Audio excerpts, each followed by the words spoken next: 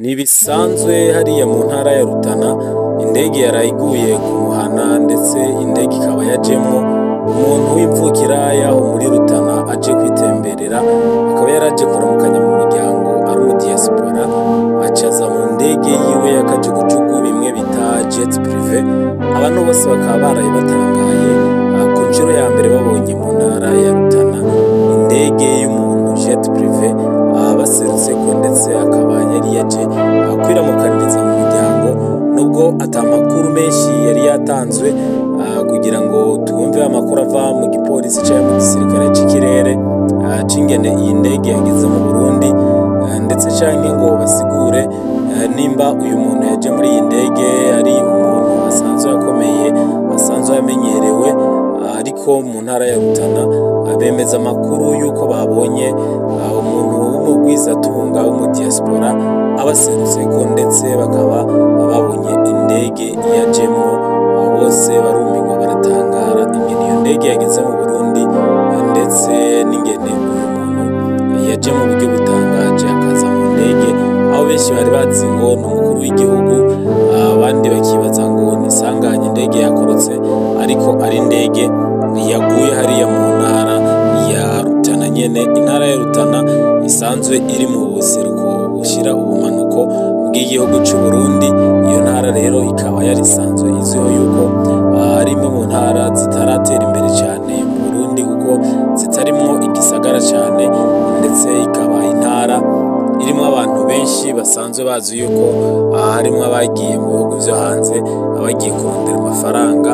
Uwo muntu rero akaba yaserutse, abantu benshi baratangara bibaza yuko bakibona amafoto ari ibinyoma, ivyo bitabaye, ndetse bakaba bamwe bavuze ati ivyo ni vya bindi vy'ibihuha canke ni bwa buhinga bwo kugendera ku rutaro abanyarutana abo bashize mu ngiro, bakaba bagize indege yabo, ariko munyobeza kuboneka neza yuko ari imvukira yo muri iyo ntara yaje kuramukanya mu miryango. Hanyuma ni rero ku mutumba wa Mututu hariya muri zone Gitaba muri komine n'intara ya Rutana, aho rero imvukira iba i Bujumbura, ndetse atari no mu diaspora yaje ku gatumba n'indege, aho ngo yashikirije iyi ndege ku kibuga c'umupira ca Stade Rutana hari kuri wa 25 Roma mu masaha ya saa sita.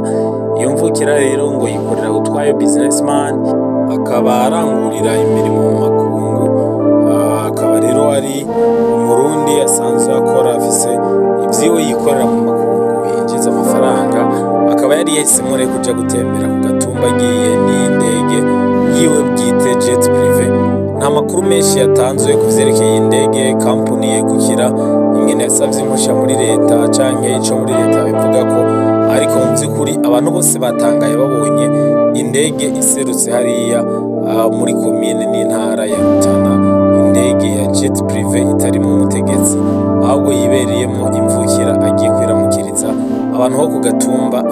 Abo ku mutumba rero aho uyu muntu asanzwe yashikirije iyi ndege, bakavuga yuko iyo mvukira yo mu ntara ya Rutana yarije nyene ngo kuramukanya bisanzwe, no kuraba inyubakwa ziwe asanzwe afise aho ku mutumba wa Matutu, aho muri zone rero ya Taba.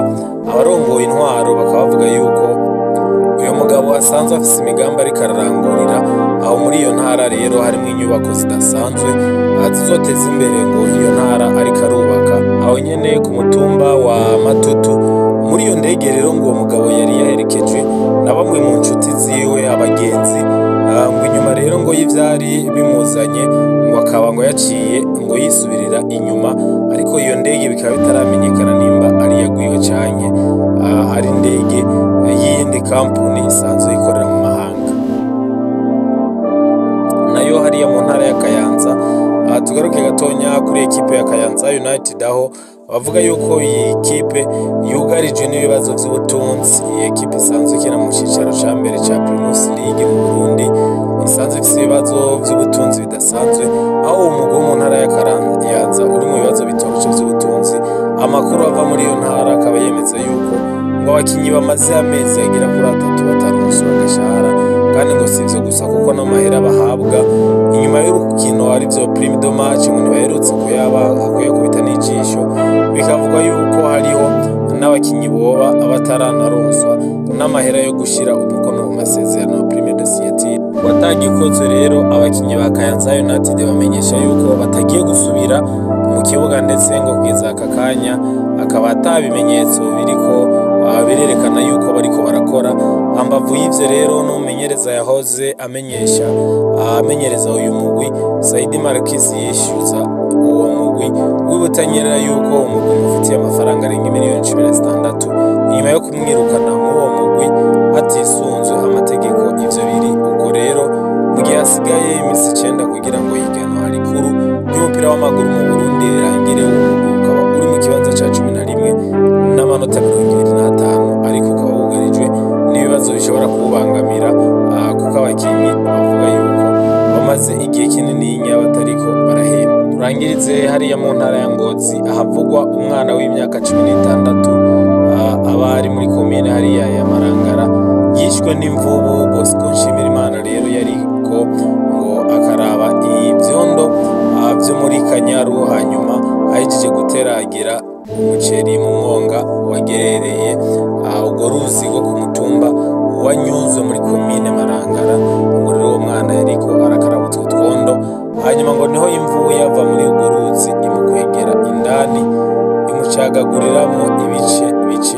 Uyu mwana rero ngo aca anyikira mu mazi nk'uko vyemezwa n'abari hafi y'ico kibondo. Abajeje intwaro ku nzego zo ku mutumba bakaba basaba abantu bose yuko kuri uwo mutumba yuko batuguma begera cane Akanyaru kuko ngo ibisida ari vyinshi cane impande y'urwo ruzi. Gushika rero ku itariki 25 z'ukwa kabiri nyene ikiziga c'uwo mwana ngo nicari bwaboneke, ariko bakemeza yuko iyo mvubu ariyo yoba yaramuhitanye, ariyo yamwishe hanyuma akanyikira mu mazi. Turabashimiye rero mwese mwakurikiranye burakeye yo kuri uyu wa kane, tubifuriza kugira ibihe vyiza aho muri hose. Imana ibahezagire naho